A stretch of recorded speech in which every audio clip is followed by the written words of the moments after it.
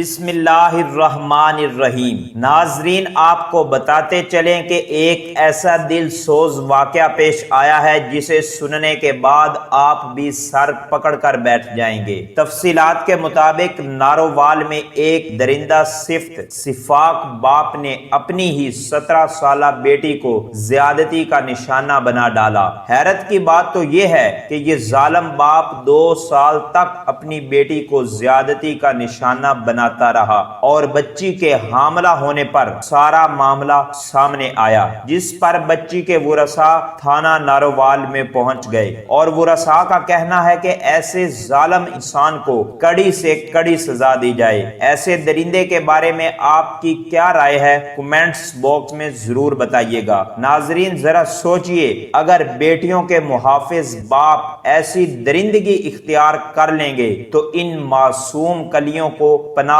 کہاں ملے گی؟ اور ایسے کلیجہ چیر دینے والے واقعات بتا رہے ہیں کہ قیامت کا دن بہت قریب ہے۔ ناظرین، مزید حقائق سے باخبر رہنے کے لیے اس چینل کو سبسکرائب کر کے بیل آئیکن کو ضرور پریس کر لیں۔